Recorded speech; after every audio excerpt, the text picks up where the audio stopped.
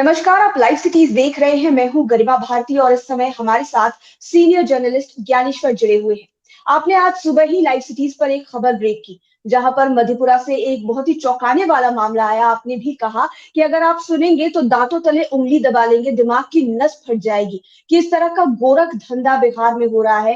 शिक्षक बहाली की बात की जाती है कि इंसाफ नहीं मिल पा रहा है, शिक्षकों को बहाली समय पर नहीं हो पा रही है यहाँ पर, लेकिन यहाँ पर खेला ही कुछ और चल रहा है। इसके बारे में सबसे पहले आप बताइए कि कौन से लोग इसमें घुसे हुए हैं और क्या कुछ हो रहा है। देखिए गरिमा, मैं सबसे पहले अपने व्यूअर्स को ये कहना चाहता हूं कि जो मैंने सुबह खबर ब्रेक करी कि बिहार में शिक्षक बहाली में किस तरीके से बोली लग रही है, पहले जो मुझे जानकारी थी इस वीडियो को ब्रेक करने के पहले कि 5 लाख रुपए तक बोली गई थी। लेकिन मधेपुरा से जो जानकारी आई, मधेपुरा से जो ऑडियो मिला, उससे यह मालूम हुआ कि 10 लाख रुपए तक बोली चली गई है। तो मैं अपने वीडियो एडिटर को, आप भी कहें, आप अभी पटना में बैठी हैं, मैं तो बाहर हूं, कि वीडियो एडिटर हमारे जो हैं, जो सुबह खबर ब्रेक हुई है और जो ऑडियो है सूर्य प्रसाद का, जो ब्लॉक एजुकेशन ऑफिसर है मुरलीगंज के, जिन्होंने 10 लाख रुपए की बात कही है और 8 लाख रुपए की बात कही है, तो जो सुबह हम लोगों ने वीडियो ब्रेक करी, जो हम लोगों ने दिखाया है, उसका डिस्क्रिप्शन बॉक्स में लिंक दे दे ताकि जो हमारे व्यूअर्स नहीं देख पाए हैं उस बात को ठीक से समझें। देखिए, अब आपके सवाल का जवाब देता हूं गरिमा जी। गरिमा जी, बात ऐसी है कि देखिए, बिहार में बात की जाती है जीरो टॉलरेंस की और भ्रष्टाचारियों के खिलाफ कार्रवाई की। देखिए, आज मैं बिहार की बात कर रहा हूं। अभी पिछले ही पखवाड़े आपने सुना होगा कि मुजफ्फरपुर में एक इंजीनियर साहब पकड़े गए दरभंगा के, जिनकी गाड़ी से 18 लाख रुपए कैश मिले थे। फिर उनके घर से 49 लाख रुपए, 49 लाख रुपए कैश मिला। इसके बाद भी उस इंजीनियर साहब को थाने से बेल मिल गया और शायद वे अब तक किसी विभागीय कार्रवाई के घेरे में नहीं आए हैं। तो ये आजादी, यदि यही काम दूसरा कोई कर रहा होता तो उसे जेल की हवा खानी पड़ती। अब देखिए, मैं आता हूं सीधे मसले पर, शिक्षक बहाली पर। मैंने जैसा आपको कहा कि जो हमारी जानकारी आ रही थी, आपने देखा भी होगा कि पिछले ही हफ्ते हमारे आपके साथी जय शुक्ला और सौम्या ने एक देसी गपशप में एक बात कही थी कि शिक्षक की बहाली में किस तरीके का खेल चल रहा है। लेकिन आज इसका प्रमाण लेकर हम आए और प्रमाण आया मधेपुरा से। सूर्य प्रसाद, जो वहां के ब्लॉक एजुकेशन ऑफिसर हैं, वे बोली की बात कर रहे हैं, डांट की बात कर रहे हैं और जिस व्यक्ति से बात कर रहे हैं, देखिए, यदि कोई व्यक्ति अपने नाते और रिश्तेदार से बात करता है तो पूर्णतः भरोसे में बात करता है।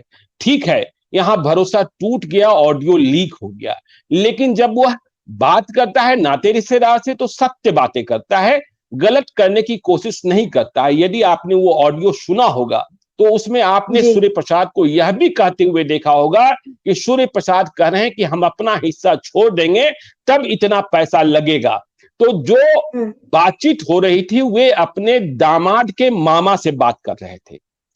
ठीक है, मुझे कई बातें ऐसी लगी कि ये बीओ साहब भी डकैती कर रहे हैं, लेकिन जैसा दरभंगा वाले मामले में हुआ कि इंजीनियर साहब ने कहा कि यदि हम मुंह खोल देंगे तो पटना तक बवाल मच जाएगा, तो ये अपने दामाद के मामा साहब, हाँ, विस्फोट हो जाएगा, तो ये अपने दामाद के मामा साहब से बात करते हुए सब कुछ खोल गए।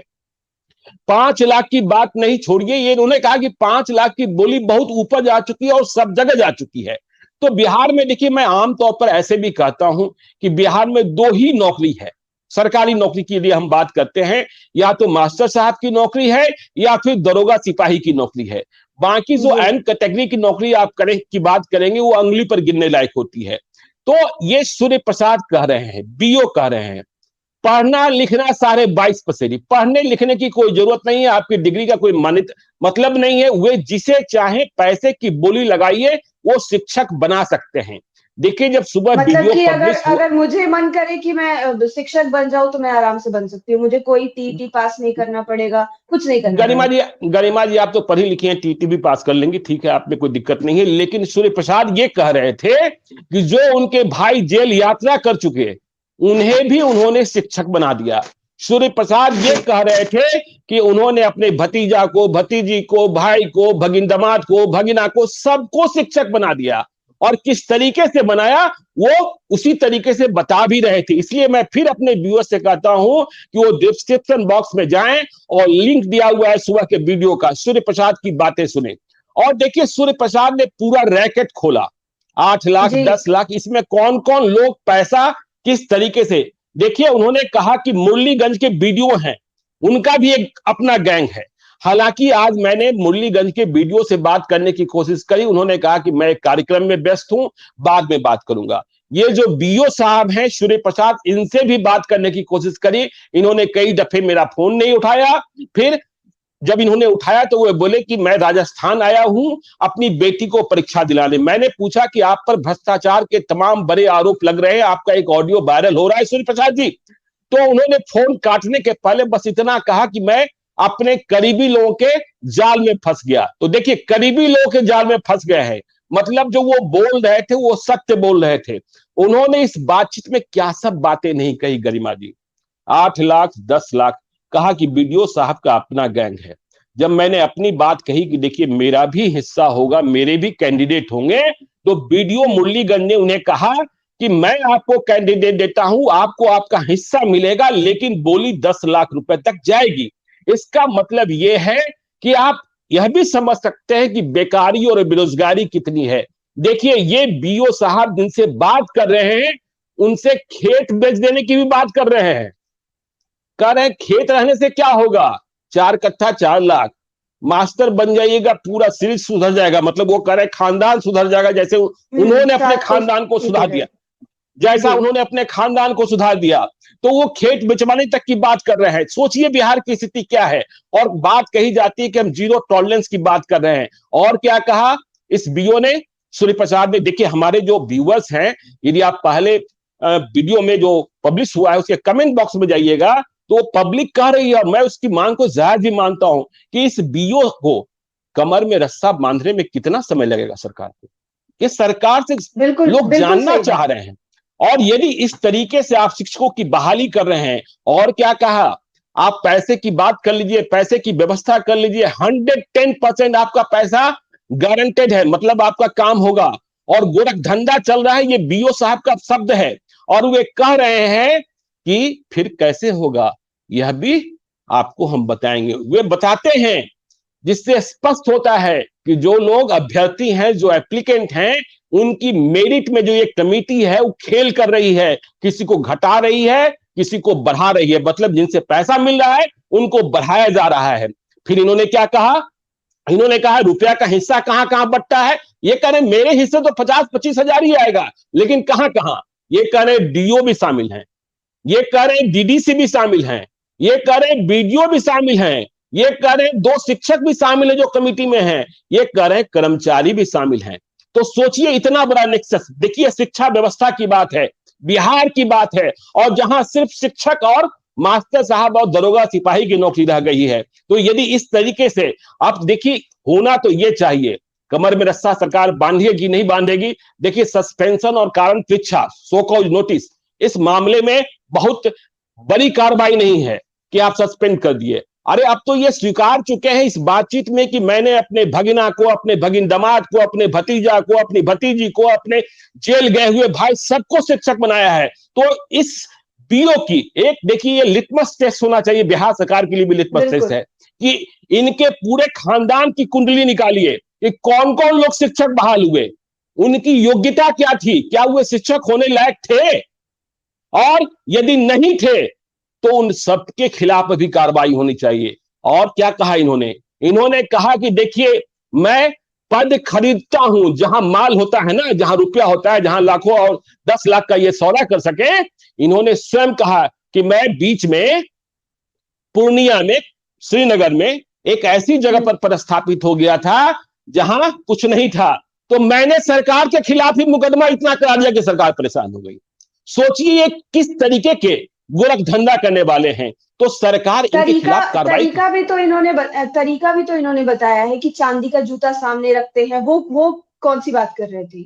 नहीं, इन्होंने कहा ना कि चांदी के जूते पर भी मैं आ रहा हूं। इन्होंने कहा कि मैंने सरकार के खिलाफ मुकदमा कराना शुरू किया है। तो सोचिए सरकार में शामिल पदाधिकारी जो ब्लॉक एजुकेशन ऑफिसर है, जब उसकी पोस्टिंग किसी ऐसे जगह पर होती है जहां माल नहीं होता है, तो वह अपने लोगों से सरकार के खिलाफ मुकदमा कराता है। ये देखिए कितनी बड़ी कॉन्स्पिरेसी है।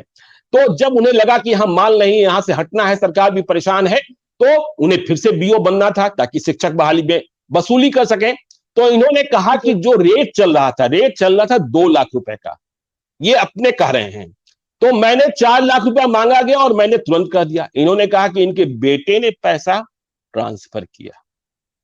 अब कुंडली तो यह भी खंगाली जाइए कि इनके बेटे का अकाउंट का क्या डिटेल्स है, उसके पास पैसा कहां से आया, वो क्या करता है।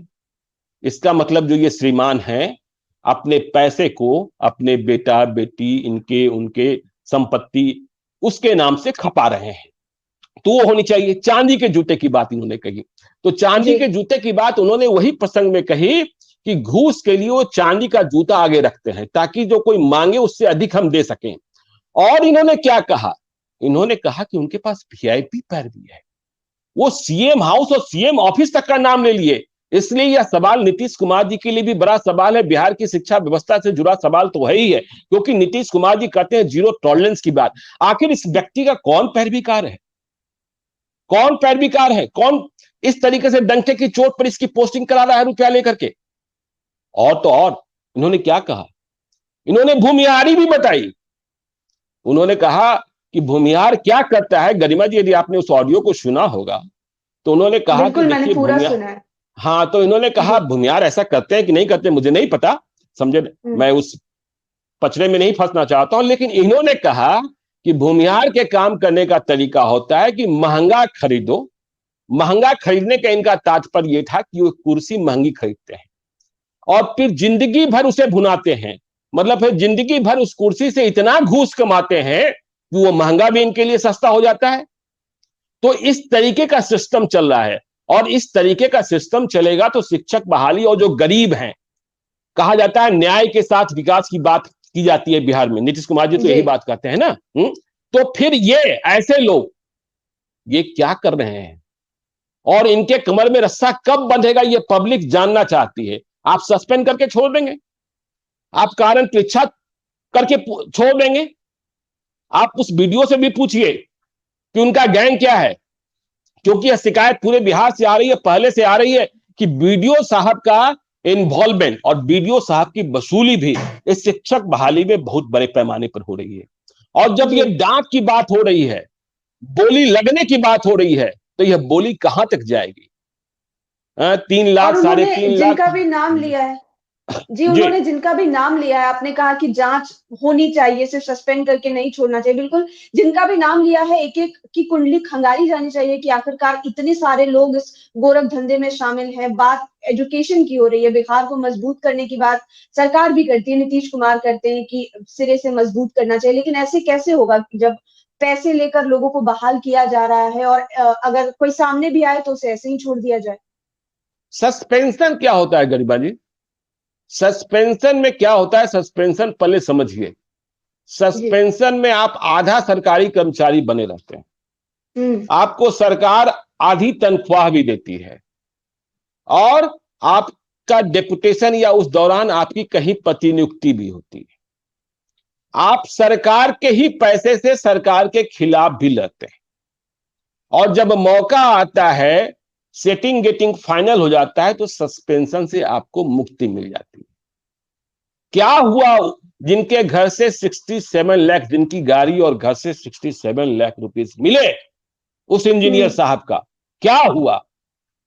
और ये बीओ साहब कह रहे डीडीसी भी, बीडीओ भी, कर्मचारी भी, मास्टर साहब भी, और पूरी की पूरी बोली यह भी कह रहे हैं कि जो पैसा देगा उसके लिए कैसे जो उनके मेरिट्स होंगे उनमें कैसे घटाया जाएगा, कैसे बढ़ाया जाएगा। इसका मतलब यह है कि जिनके मेरिट्स होंगे उनको नीचे कर दिया जाएगा और जो पैसा देंगे जिनके पास मेरिट्स नहीं होंगे। और ये तो इतने बड़े हैं कि इन्होंने खानदान की भर्ती करा दी, करे जेल गए उनको भी। अरे पढ़ने लिखने का कोई महत्व रहता है? इनकी ही जुबान है तो क्या होगा? तो इसलिए पढ़े लिखे लोग जी, यानी कि पढ़े लिखे लोग सड़क पर आंदोलन करते रहे, एकदम लाठी खाते रहे सरकार की, और ये लोग आराम से नौकरी करते रहे। ऐसा ही बिहार में आगे चलने वाला है। गरिमा जी, बात तो वही हो गई नहीं। देखिए, ये बात हो रही है शिक्षक की, जिससे आप जी। कहते हैं कि शिक्षा यदि मिल जाए तो आदमी बन जाता है, निर्माण हो जाता है। और दूसरी बात रह गई पैसे की। तो पैसा और मेरिट, कहते हैं ना, सरस्वती और लक्ष्मी दोनों विपरीत ध्रुव है। तो सरस्वती वाले को तो नौकरी मिलेगी नहीं, और जब सरस्वती वाले को नौकरी नहीं मिलेगी तो कौन सी शिक्षा मिलेगी? लक्ष्मी वाले की शिक्षा मिलेगी। और ये तो बीओ साहब कर रहे हैं, खेत बेच के दे दीजिए। कहते हैं आप जो खेत में पैदा करते हैं वो तो हम लोग खाते ही नहीं खाते हैं। ये कौन कतरनी चावल और कौन बासमती चावल, उसकी बात कर रहे हैं। आपने सुना होगा वो ऑडियो। हाँ, तो ये सवाल बिहार सरकार से है, और ये सवाल बिहार के लाखों बेरोजगारों का है, करोड़ों बेरोजगारों का है। आप जब सरकार में आ रहे थे, 2020 में इलेक्शन लड़ रहे थे, तो 19 लाख रोजगार देने की बात किए थे। क्या इसी तरीके से 19 लाख रोजगार बटेगा? क्या इसी तरीके से पैसे पर नौकरी मिलेगी? क्या इसी तरीके से जिनके पास विद्या है, जिनके पास मेरिट है, वे बेरोजगार ही बने रहेंगे? और जो घर द्वार बेच करके बीओ साहब, बीडीओ साहब, डीडीसी साहब फला को पैसा दे देगा, वो सरकारी नौकरी पा लेगा। तो ऐसे में बिहार को बचा कौन सकता है? लोग कहते हैं बिहार के बाहर लोग चले जाते हैं, बिहार में लोग नहीं रहते हैं। बिहार में जब सरस्वती का सम्मान नहीं होगा, मेरिट का सम्मान नहीं होगा, रोजगार है ही नहीं, जो रोजगार है उसमें भी ये बंटाधार होगा। ऐसे ऐसे सूर्य प्रसाद बैठे होंगे जो भूमियारी सिखाएंगे कि कुर्सी खरीदो और फिर जिंदगी भर उसे बुनाओ। तो ये तो बहुत बड़ा चैलेंज है ना गरिमा जी। और इस चैलेंज को, बहुत बड़ा ही चैलेंज है, बहुत ही बड़ा चैलेंज है। और ये सिर्फ हमारे और आपके साथ खिलवाड़ नहीं हो रहा है, ये बिहार की जो आने वाली पीढ़ी है। जब हम बात करते हैं कि किसी भी सरकारी पदाधिकारी के, कोई भी बच्चा सरकारी स्कूलों में क्यों नहीं पढ़ता है? इसीलिए नहीं पढ़ता कि वहां सिर्फ है और सिर्फ है, पढ़ाई की बात तो होती ही नहीं है। पढ़ाई है ही नहीं, पता है, उन्हें सच्चाई पता है। रिक्शा चलाने वाला भी जो दिन भर में 100 रुपया कमा लेता है, वो चाहता है कि मेरा बच्चा जो है कोई सेंट फ्रांसिस में से फलना में पढ़े। वहां पढ़ाई क्या है मुझे नहीं पता, लेकिन जो स्थिति बना दी गई है और जिस तरीके से बोली लग रही है, 10-10 लाख रुपए की बोली लग रही है। मैं इस मामले में अभी और किसी एक्सपर्ट से बात करा तो उन्होंने कई और खुलासे किए। उन खुलासों पर भी हम कभी आएंगे, जल्दी ही आएंगे। लेकिन सवाल यही कि सूर्य प्रसाद की कुंडली क्या सरकार खंगालेगी? क्या इन्हें कमर में रस्सा लगाएगी ताकि बिहार के लोगों को संदेश जाए, बिहार के उन भ्रष्ट अधिकारियों को संदेश जाए कि देखिए, यदि आपने बहाली में बोली लगाई तो आपका परिणाम क्या होगा? बीडीओ साहब से पूछताछ होगी, क्योंकि ये कह रहे हैं कि बीडीओ साहब ने कहा कि आप अपने उम्मीदवारों को छोड़ दीजिए, उम्मीदवार हम देते हैं, आपका हिस्सा देते हैं। 10-10 लाख रुपए तक देने की बात हो रही है। तो इस बड़े सवाल पर गरिमा जी आपको भी लगातार लगे रहना चाहिए। मेरा एक अंतिम सवाल आपसे ये है कि आपने कहा कि सस्पेंशन मतलब कि आधी नौकरी कर रहे हैं। और आजकल जिस तरह से रेड चल रही है, इंजीनियर साहब पकड़े भी गए फिर भी कुछ नहीं हुआ, तो आखिरकार उपाय क्या है इस करप्शन? जी, इस करप्शन को रोकने का उपाय क्या है, खास करके जब शिक्षा विभाग में ही ऐसा कुछ हो रहा हो? सभी विभागों का हाल ये है। आपको हम एक वाकया बता दें, मुजफ्फरपुर के सीनियर एसपी एक थे, उनके यहाँ रेड हुई थी, वे सस्पेंड किए गए थे। बाद में उनका सस्पेंशन वापस लिया गया इस वजह पर कि आईपीएस ऑफिसर्स की कमी है। और जिस बिहार सरकार की एजेंसी ने उनके खिलाफ चार्जशीट की तैयारी की और प्रोसिक्यूशन की अनुमति मांगी बिहार सरकार से, बिहार सरकार पिछले 2 साल से मुकदमा चलाने की अनुमति नहीं दे रही है। वही बात हमने कहा ना कि आप सस्पेंड करके छोड़ दीजिए, सेटिंग गेटिंग होगा तो सस्पेंशन फ्री भी हो जाएंगे, मुकदमा चलाने की अनुमति आप देंगे नहीं। मुकदमा चलाने की अनुमति उनके खिलाफ मिलेगी जो आपके खिलाफ होंगे। तो आप मुकदमा पर पालथी मार के बैठे रहिए। तो जब तक एक समय सीमा में, देखिए, अब नेताओं की बात का कोई महत्व ही नहीं रह गया। 2014 में जब नरेंद्र मोदी आए थे तो उन्होंने देश को इतना बड़ा सपना दिखा दिया था कि जितने भ्रष्ट राजनेता हैं अगले 5 साल में उनको तो हम सीधा ही कर देंगे। कितने भ्रष्ट राजनेता का क्या हुआ, स्पेशल कोर्ट से क्या हुआ, आपको ही पता है। जब मर्जी होती है तो कोई पुराना एक केस निकाल ले जाता है, नहीं तो सब कुछ राम कहानी की तरह चल रहा होता है। लेकिन यह बात चूंकि शिक्षा व्यवस्था की है, यह बात भविष्य की है, यह बात बच्चों की है, और यह बात बिहार के भविष्य के साथ खिलवाड़ की है, इसलिए यह मसला गंभीर है गरिमा जी। बिल्कुल, मसला गंभीर है और अब ये भी देखने वाली बात होगी कि आखिरकार किस तरह का एक्शन लिया जाता है, क्योंकि हर दिन कोई ना कोई मामला आता है जिसमें एक ना एक अधिकारी का नाम सामने आता है और इतनी बुरी तरह से सामने आता है कि आम लोग भी सच में उनके दिमाग का नस फट जाएगा कि आखिरकार बिहार में हो क्या रहा है। अब हम भी आगे देखेंगे कि इस मामले में क्या कुछ होता है। आप भी हमारे साथ बने रहें, लाइव सिटीज़ को सब्सक्राइब करें, फेसबुक पेज को लाइक करें और साथ ही साथ आप हमें ट्विटर पर भी ज़रूर फॉलो करें। धन्यवाद।